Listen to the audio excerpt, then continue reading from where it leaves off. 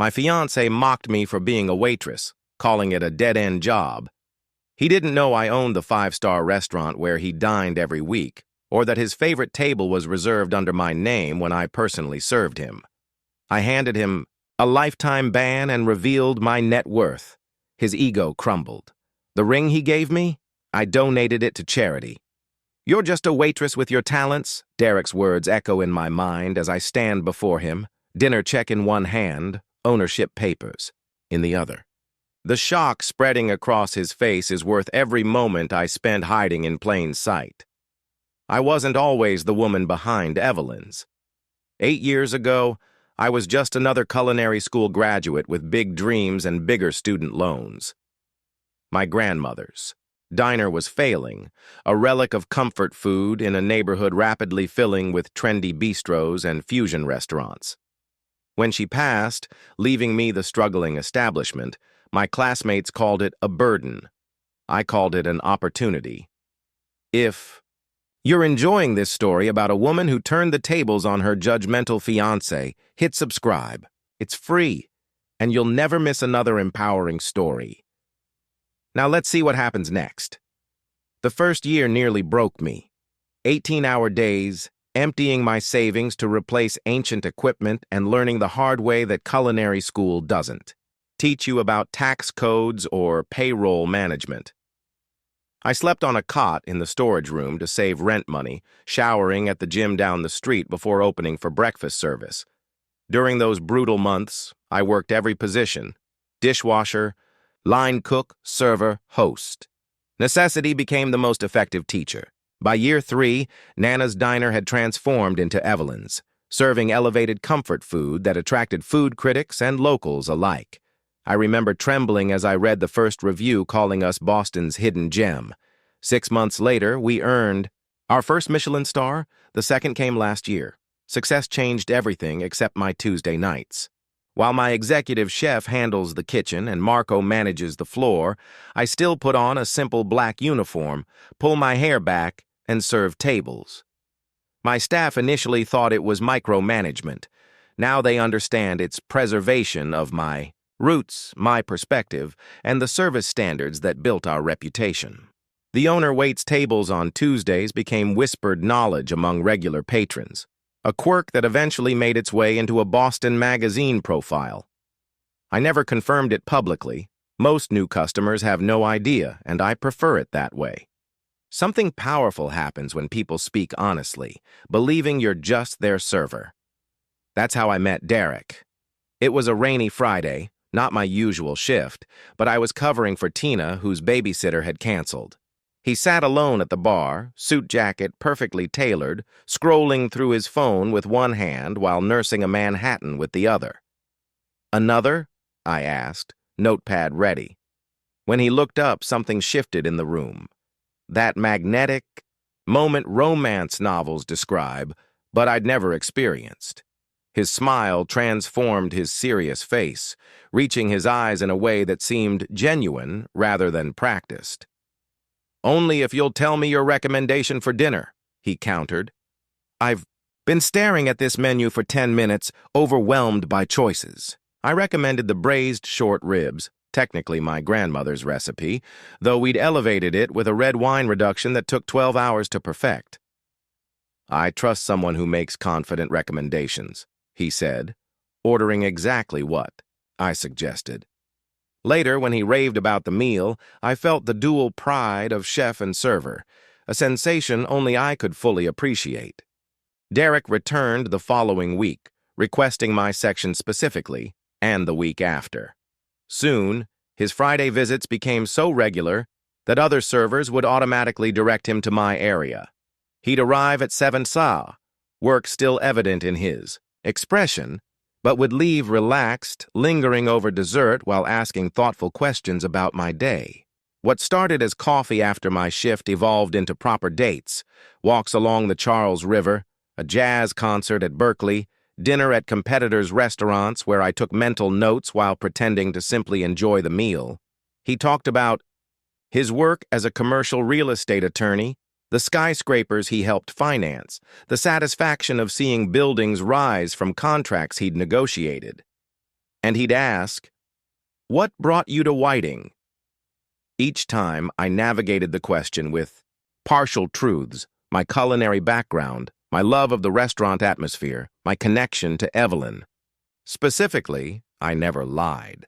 I simply allowed him to form his own conclusions, watching carefully for his reaction. Other men I dated revealed themselves quickly when learning I just waited tables. Some viewed me as a project to rescue, others as someone conveniently unambitious who wouldn't compete with their success. Derek initially seemed different, interested in my perspectives regardless of their source, respectful of the service industry in ways that suggested character, rather than calculation. 3 months into dating, I witnessed something that gave me pause. Derek had invited colleagues to Evelyn's, seated in Marco's section while I worked across the room. I watched from the corner of my eye as a new server, just 2 weeks on the job, mixed up their appetizer orders. "Isn't management screening these people at all?" Derek's voice carried just enough for me to catch the dismissive tone. "This is why they'll always be replacing names on their name tags." His companions laughed. The server, a single mother working toward her nursing degree, blinked rapidly to hold back tears. That night, I nearly told him everything. We were at his apartment, the skyline glittering beyond floor-to-ceiling windows, when he mentioned an upcoming client dinner. "I need to impress these investors," he said. "I was thinking, Evelyn, your boss clearly runs a tight ship. Well, except for that one server." The words caught in my throat. I watched him from across the kitchen island, wondering if his respect for me was conditional. If knowing my true position would fundamentally change how he saw me as a person, the question haunted me even as our relationship deepened. The following week, seated at my reserved corner table without realizing its significance, Derek closed. A major deal while I observed from the kitchen pass. His confidence was magnetic. His treatment of the staff was not. With each interaction, I compiled mental notes, measuring his character while protecting my heart from fully committing. I told myself I was waiting for the right moment to reveal my ownership. In reality, I was testing him, a test I desperately wanted him to pass, even as evidence mounted that he might not. As spring melted into summer, my relationship with Derek deepened, even as my deception grew more complex. 6 months in, we'd settled into a comfortable rhythm that required increasingly elaborate scheduling on my part. Mornings found me in meetings with suppliers, afternoons overseeing menu development, and evenings either in Derek's arms or managing service from behind the scenes, except when he dined at my restaurant, believing I was simply clocking in for another shift. "You work too hard for too little," Derek would say, kissing my forehead as I claimed exhaustion from a busy night of serving when I'd actually been reviewing quarterly financials in my office. The irony wasn't lost on me, but with each passing week, finding the right moment to reveal my true position became more daunting. I learned more about Derek's background during these months. The prestigious Boston law firm where he'd become the youngest partner in their commercial real estate division, his education at Harvard Law, the summer home in Cape Cod, where his parents had hosted senators and CEOs. His world was one of legacy and connections, old money that opened doors I'd had to break down with sheer determination. My father always said, "Success is about positioning yourself next to power," he told me one evening as we shared wine on his balcony. "That's why I can't understand people who stay in dead-end jobs. There's always a ladder to climb if you're willing to look up." I bit my tongue, remembering my dishwasher, Miguel, who worked 3 jobs to put his daughter through college. His definition of success had nothing to do with proximity to power and everything to do with sacrifice and love. "Maybe some people find fulfillment in different ways," I offered carefully. Derek squeezed my hand. "That's what I adore about you, Evelyn. Always seeing the best in everyone. But trust me, nobody dreams of serving others their whole life." If he only knew that my serving others had built a business worth millions, now expanding to a second location across town. The construction updates came to my personal phone, which I guarded carefully around him. Despite these moments of disconnect, there were countless others filled with genuine connection. Derek's laugh, a full-bodied sound that seemed to surprise even him, became my favorite melody. He remembered small details, that I preferred lilies to roses, that thunderstorms made me anxious, that I couldn't stand the texture of coconut. On Sunday mornings, he'd bring coffee to bed and read me sections of the newspaper, his commentary making me laugh until my sides hurt. "Imagine us doing this in Paris," he'd say, or, "Next year we could be waking up to this view in Tokyo." Our shared travel bucket list grew longer with each conversation. When he spoke of the future, I allowed myself to believe we could bridge the gap between our worlds. Then came the night Derek finally met Marco properly. I'd mentioned my manager frequently, and Derek suggested dinner at Evelyn's where the three of us could chat after my shift. Marco, who'd been with me since we survived that first brutal year together, knew exactly how to play his role while subtly enjoying the irony. "The restaurant industry is fundamentally about illusion," Derek proclaimed after his second scotch while I pretended to be off-duty, joining them in casual clothes. "Customers think they're paying for food, but they're really paying for the experience, the prestige of the reservation." Marco caught my eye, the corner of his mouth twitching.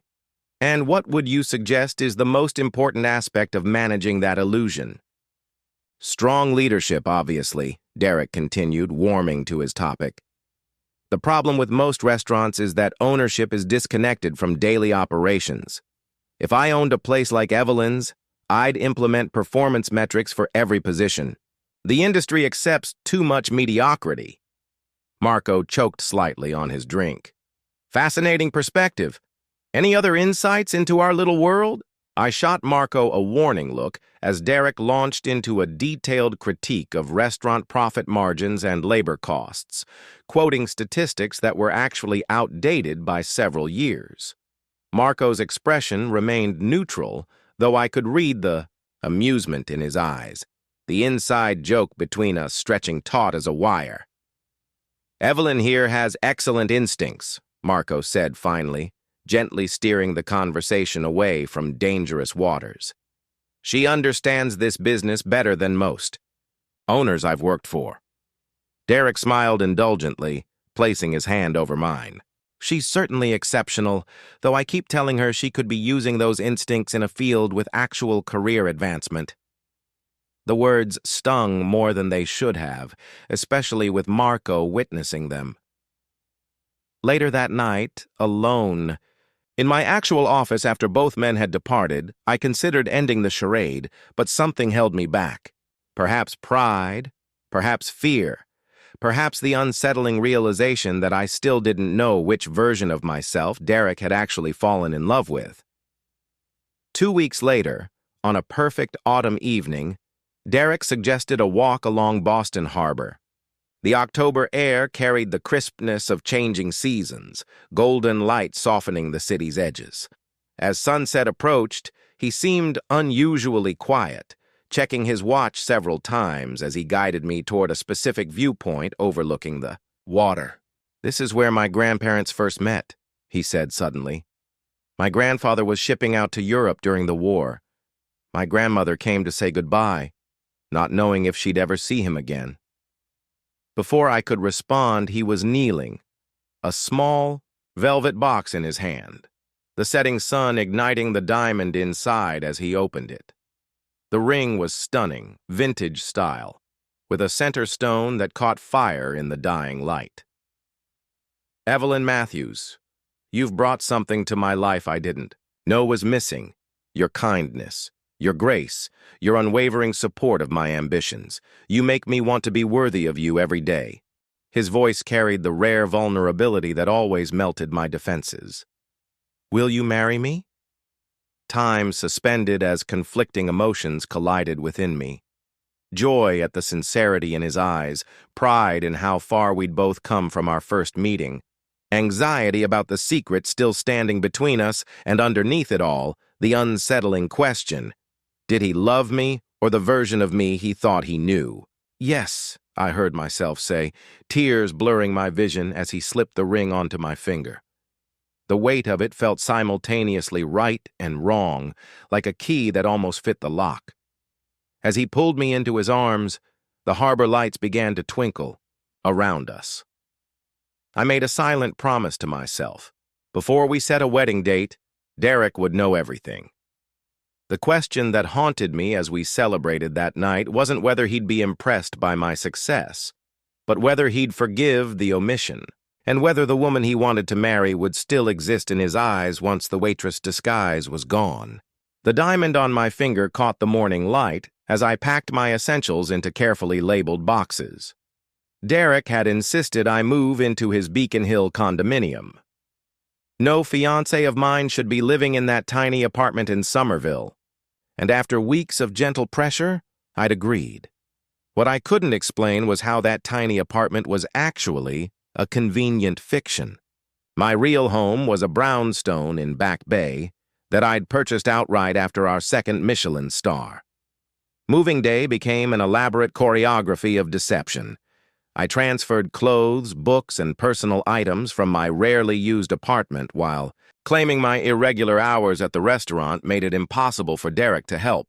In reality, I was shuttling financial documents, business plans, and the keepsakes that told the true story of my success to a newly rented storage unit. Finally, Derek murmured that first night, pulling me close as we stood on his, now our, balcony. "Having you here makes this place feel like home." His sincerity made my heart ache. Every genuine moment between us was scaffolded by falsehoods, a beautiful structure built on an increasingly unstable foundation. My new living arrangement complicated an already intricate schedule. Most mornings I'd slip out while Derek showered, claiming early breakfast shifts, but actually heading to manager meetings or supplier negotiations. Afternoons required careful coordination with Marco and my assistant to ensure calls were screened and messages secured. Evening returns to the condo often meant explaining away the scent of kitchen spices that clung to my hair, despite changing out of chef's whites into waitress attire before coming home. "Your dedication to that place is admirable, if misplaced," Derek commented one evening when I arrived home exhausted after a 16-hour day combining actual service and secret management. "Though honestly, at some point, you need to think about your future. Our future." The first cracks appeared 3 weeks after moving in. Derek's law firm was hosting a charity gala, and he'd spent days dropping hints about appropriate attire and behavior. "Just follow my lead with the senior partners," he advised while adjusting his bow tie. "They can be traditional about their wives' roles." "I'm not their wife," I pointed out, smoothing the simple black dress I'd chosen, coincidentally similar to my waitstaff uniform, though significantly more expensive. "And I'm not yours yet either." Derek's smile didn't reach his eyes. "But you will be. And first impressions matter in my world, Evelyn." His world, as if mine didn't exist at all. At the gala, surrounded by Boston's elite in a hotel ballroom dripping with crystal and privilege, I recognized several of my regular customers, including the restaurant critic who'd written Evelyn's first glowing review. I angled my body away, grateful I'd worn my hair differently than my usual work style. "And what do you do, dear?" asked the silver-haired wife of Derek's managing partner. Before I could answer, Derek's arm tightened around my waist. "Evelyn's just a waitress for—" "Now," he interjected smoothly, "at Evelyn's downtown. Quite a coincidence with the name, isn't it? Just a waitress?" The words landed like small, precise cuts. "How quaint," the woman replied, her expression suggesting she discovered something unpleasant on her shoe. "And do you have plans for something more substantial?" Derek answered for me again. "We're exploring options at the firm, perhaps something in client relations." Later, in the taxi home, the silence between us stretched taut until I finally broke. You answered for me twice." "I was helping," Derek said, scrolling through emails on his phone. "Those people can be judgmental about waitresses." He sighed, taking my hand. Sweetheart, you know your job doesn't matter to me.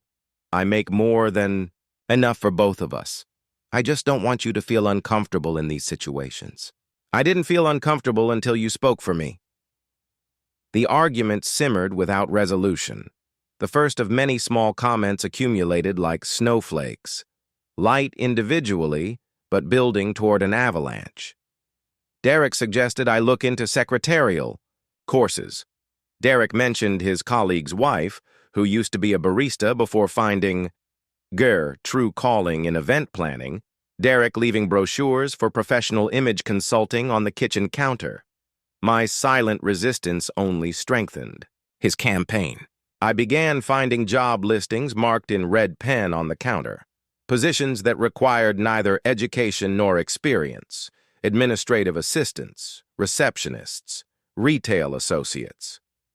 I'm not ashamed of being a waitress, I told him after finding. Yet another circled want ad. Of course not, he replied, kissing my forehead.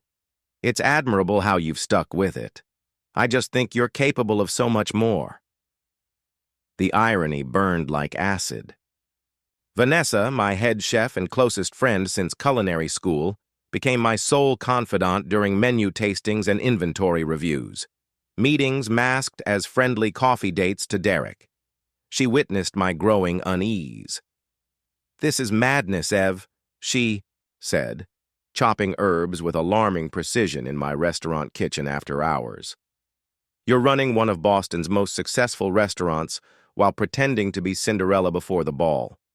For what? A man who thinks waiting tables is beneath him? It's complicated," I insisted, sampling her latest sauce creation. "He has good qualities. He's driven, intelligent, caring when it matters. Caring when it's convenient," she corrected. "What happens when he discovers the truth? Do you think his ego can handle learning his little waitress has been his boss all along? Men like Derek don't magically develop respect for things they've openly disdained." Her words haunted me for days, amplified by Derek's increasing suggestions about my career prospects. The engagement ring felt heavier each day, the deadline for truth drawing closer as Derek began mentioning wedding venues and dates. Then came the night I nearly confessed everything. I had prepared carefully, financial statements demonstrating my success, press clippings about the restaurant, even the keys to my actual home in Back Bay.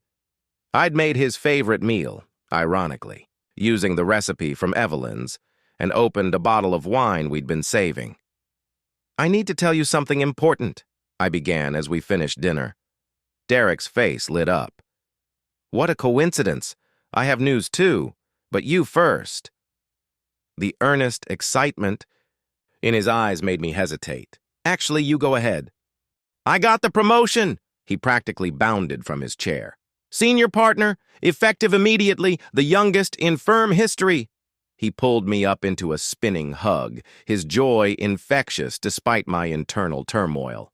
"And you know what this means. A significant raise, a corner office." He paused dramatically. "You can finally quit that waitressing job." He continued without noticing my frozen expression.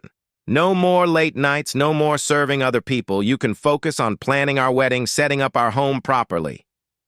His hands framed my face. "I told you I'd take care of everything, didn't I?"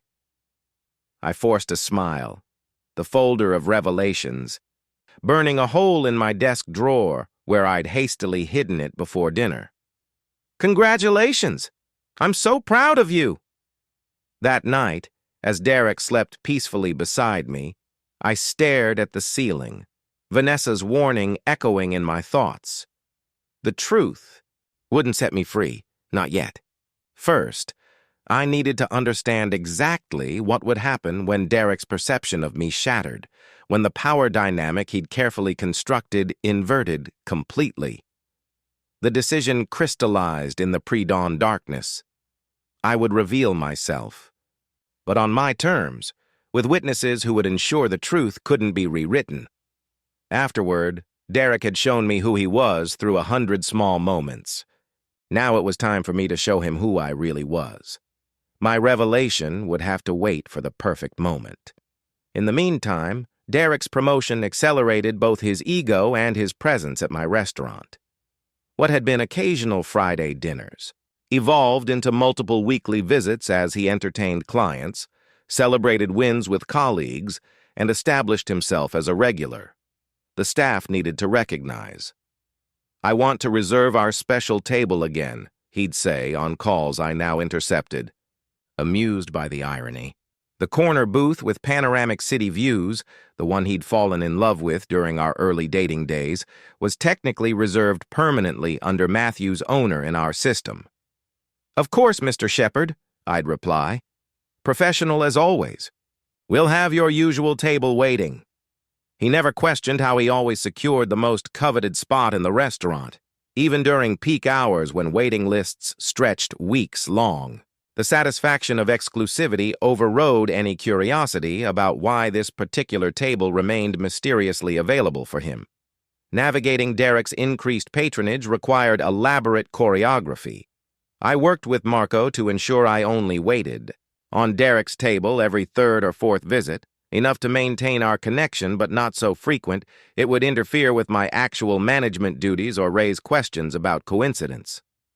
"He's here again," Vanessa would text from the kitchen, our private signal prompting me to either don my waitress uniform or retreat to my office depending on our predetermined schedule. On nights I wasn't serving, I'd observe from strategic positions, reviewing wine selections with the sommelier, discussing menu adjustments with the maitre d', or simply pretending to dine alone at the bar. These vantage points provided unexpected insights into Derek's true character.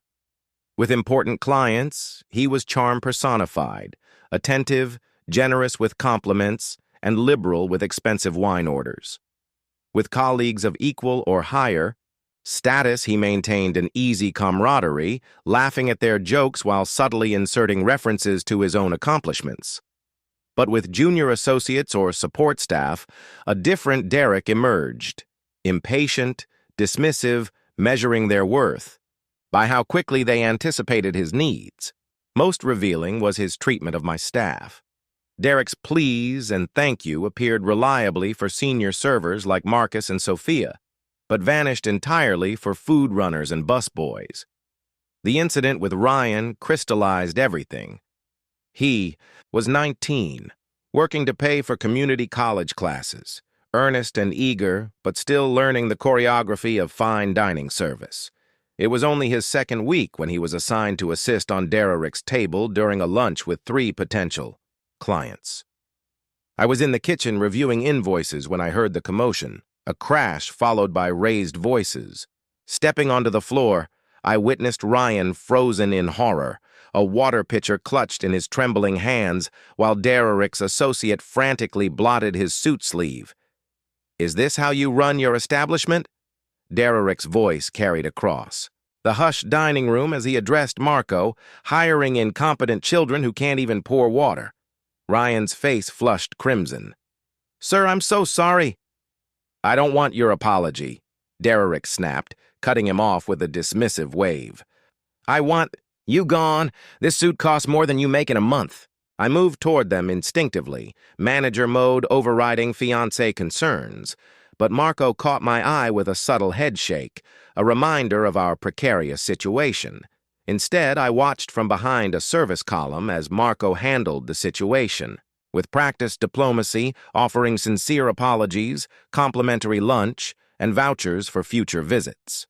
"We'll address this with the server immediately," Marco assured them smoothly, while signaling Ryan to retreat to the kitchen, where I followed him. "He wants me fired!" Ryan choked out, tears threatening. "It was an accident. My hand just slipped." I placed a steadying hand on his shoulder. "You're not getting fired for an accident, Ryan. This is a teaching moment, not a termination one." The relief in his eyes made the deception worth it, even as I processed Derek's casual cruelty. Later, when Derek called to express further outrage about that incompetent boy, I found myself maintaining my waitress persona while defending my management's decision to keep Ryan on staff. "Marco said he's giving him another chance," I explained, my voice carefully modulated. "Everyone deserves that, don't they? Not in business, Derrick replied flatly. One mistake reflects poorly on everyone. If my associates think the restaurant tolerates incompetence, that reflects poorly on me for recommending it. His concern wasn't for the water-spotted suit or the momentary disruption, but for his own image. Another hairline fracture in the increasingly damaged picture I had of our relationship. As weeks passed, these fractures multiplied. Derrick's complaints about my schedule intensified, particularly when I needed to cancel plans for legitimate restaurant emergencies that I could only vaguely explain. "It's Tuesday night," he argued during one particularly heated exchange when a refrigeration failure required my immediate attention. "You've already worked a full day. Why can't someone else handle a busy dinner service?" "It's complicated," I responded, gathering my keys.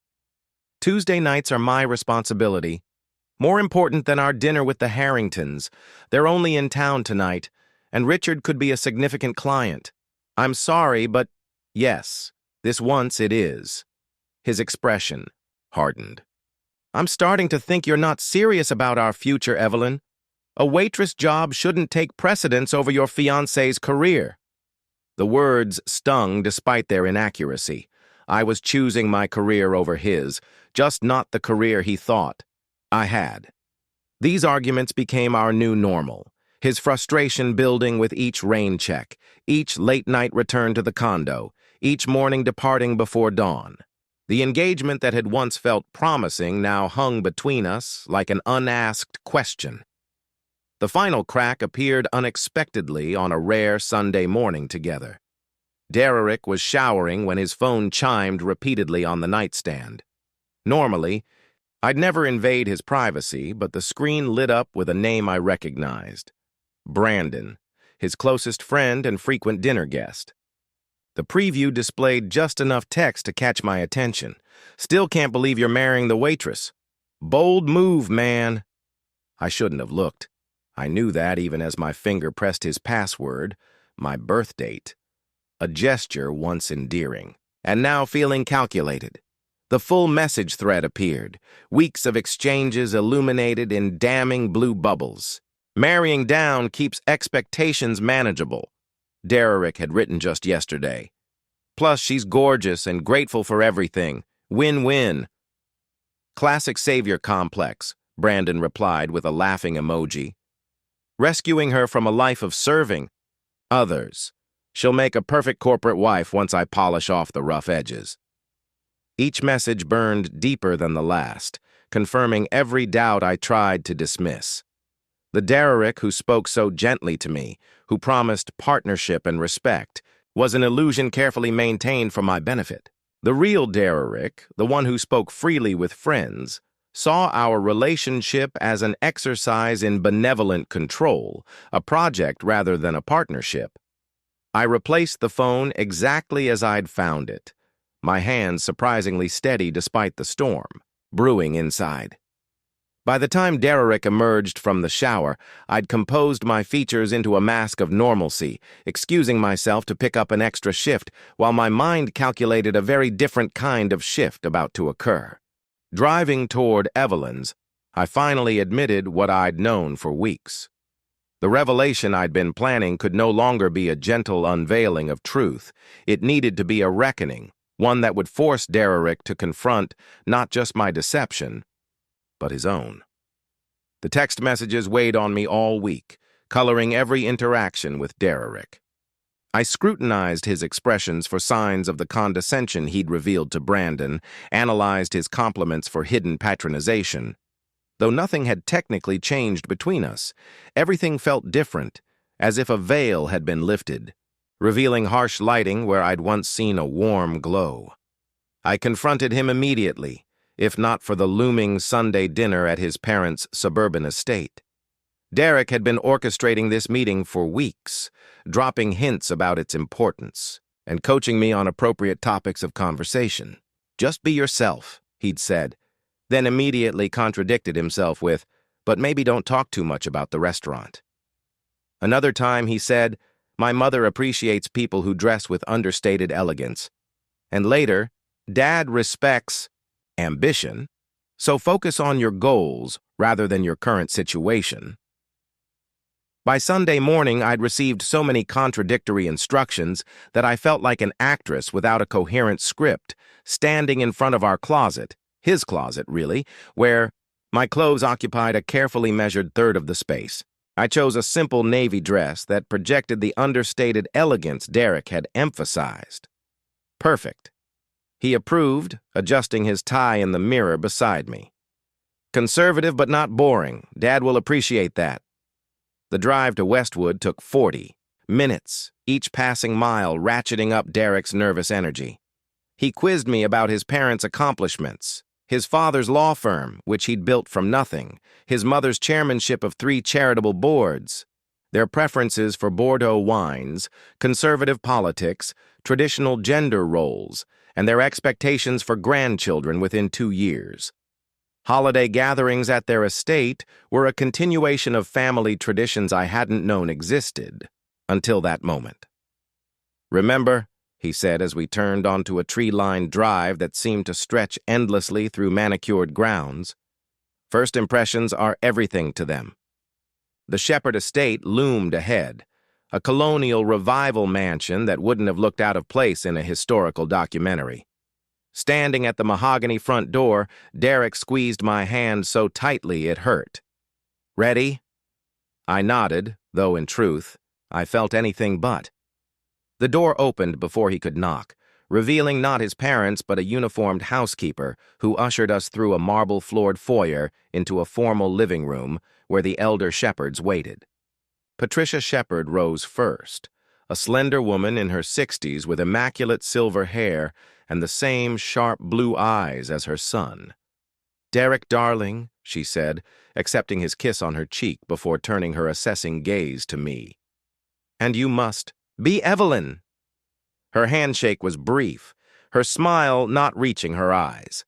Behind her, Richard Shepherd remained seated, a tumbler of amber liquid in one hand as he nodded in acknowledgement. "Sir, down, son," he said, indicating the sofa across from him. "Tell me about the Harrington deal. Did they sign?"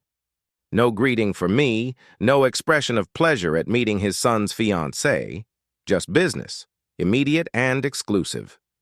Derek launched into deal specifics while I perched uncomfortably beside him, Patricia's gaze cataloging me with unsettling thoroughness. When a second housekeeper appeared with drinks, Derek automatically ordered for me without asking my preference. "White wine for my fiancée," he told the woman. "She prefers something sweet." I didn't. I preferred complex reds with earthy undertones, knowledge earned through years of wine tastings with suppliers. But contradicting him seemed petty in that moment, so I accepted the 2 sweet Rieslings with a polite smile. "Derek tells us you work at Evelyn's," Patricia finally addressed me when the men's business discussion lulled. "Such a coincidence with your name." "Yes, it's become something of a joke among the staff," I replied, the half-truth coming easily after months of practice. "Waiting tables, is it?" Richard asked, his gaze sharpening temporarily. "I assume—" "Dad," Derek interjected with a nervous laugh. "Not everyone follows a traditional career path." "Clearly," Richard replied, the single word carrying volumes of judgment. "But surely there are plans for something more appropriate." He directed this question at Derek rather than me, as if I weren't capable of answering for myself. "We've discussed several options," Derek answered smoothly. "Client relations at the firm, perhaps, or event coordination. Evelyn has excellent people skills." "I actually enjoy the restaurant industry," I said quietly, my voice steadier than I expected. "I find it fulfilling." Patricia and Richard exchanged a glance so laden with meaning, it might as well have been audible disappointment, concern, judgment. "Well," Patricia said with forced brightness, "being a waitress certainly teaches valuable skills. Organization, patience with difficult people, following instructions precisely. Like a well-trained dog," I thought bitterly. "Derek mentioned you attended culinary school," Richard pressed. "Yet you're serving food rather than preparing it?" Before I could answer, the conversation was interrupted by the dinner announcement. Throughout the elaborate four-course meal, skillfully prepared by their private chef, the interrogation continued under the guise of polite interest. Did I have family money? No. Had I considered finishing my bachelor's degree? I had, along with my MBA, which I'd completed 3 years earlier. What were my thoughts on children and the importance of being present for their formative years? A thinly veiled suggestion that my work hours were incompatible with proper motherhood. With each question, Derek stepped in to shape my answers into something more palatable for his parents, editing my life story in real time to fit their expectations. By dessert, I barely recognized the woman they were discussing, this simplified, aspirational version of Evelyn who just needed proper guidance to blossom into an appropriate shepherd wife. "You have potential," Richard told me directly as we prepared to leave, the statement landing like an insult rather than the compliment he clearly intended. With Derek's guidance and the right connections, you could find a much more suitable position. Our family has standards to maintain. The silence in the car lasted until we'd cleared the estate's gates. Then Derek, he exhaled loudly, loosening his tie with one hand.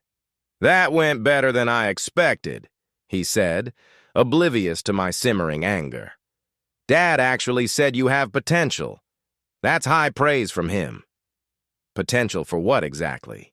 To evolve beyond my embarrassing job to become suitable for your family? Derek's knuckles whitened on the steering wheel. "They're old-fashioned, Evelyn. You knew that going in, and frankly, you could have made more effort to highlight your strengths instead of repeatedly bringing up the restaurant." I answered their questions honestly. Should I have lied? "You should have emphasized your ambitions beyond serving food," he snapped, his carefully maintained facade cracking. "They're concerned about your integration into our social circle. Dad's colleagues' wives run charities, manage foundations, support their husbands' careers. They don't work nights and weekends carrying plates. So I'm an embarrassment? You're making this unnecessarily difficult." Derek's voice took on the same patronizing tone he'd used with Ryan after the water spill. "I'm trying to help you see the bigger picture. My world has certain expectations, and if we're going to build a life together, you need to aim higher. I'm doing you a favor by marrying someone with your limited prospects. The least you could do is show some willingness to adapt." There it was. The brutal truth I'd glimpsed in his text messages, now spoken aloud. The remaining drive passed in frigid silence, Derek occasionally sighing dramatically as if I were the unreasonable one. At home, he retreated to his office, Doctor firmly closed, while I stood on the balcony, twisting the diamond ring that now felt like a brand of ownership rather than a symbol of partnership. Each facet catching the city lights reminded me of a different falsehood, a different compromise, a different piece of myself I'd allowed to be diminished. Later, I lay awake beside Derek's sleeping form, staring at the ceiling as clarity washed over me in waves. The charade had gone on too long, damaging not just our relationship but my own self-respect. I'd built a restaurant on principles of honesty, quality, and respect for everyone, from dishwashers to diners, yet I'd allowed myself to become entangled with a man who embodied none of those values. No more hiding, no more pretending, no more silent acquiescence. As dawn broke over Boston, painting the sky in shades of possibility, I slipped from bed and made my first call of the day. "Marco, it's me. I need you to make some changes to Thursday's reservations. Derek's bringing important clients. I want everything perfect." "The usual table?" he asked. "Yes," I confirmed, a plan crystallizing with exquisite clarity. "But this time, I'll be his server, and nothing goes wrong until I decide it does." The 4 days between my dawn decision and Thursday evening unfolded with a strange, calm clarity. I moved through our shared space like a ghost, avoiding Derek without appearing to do so. Early mornings at the restaurant, late nights reviewing inventory, He barely noticed, consumed with preparation for what he kept calling the meeting that will define my career. Tuesday afternoon, his call lit up my private line, the one reserved for actual restaurant business. "Reservation for Thursday at 7, he said without preamble, not recognizing my professional voice. "Derek Shepard, party of 4. I need the corner table." "Of course, Mr. Shepard," I replied, maintaining my professional tone while signaling Marco, who stood nearby reviewing staffing schedules, to listen in. "May I ask the occasion?" "Meeting with Japanese investors," he replied, pride evident even through the phone line. "7-figure potential deal? Everything needs to be perfect. Wine recommendations ready. No delays between courses. Your best server. I'll personally ensure everything meets your standards," I promised, the double meaning making Marco raise his eyebrows.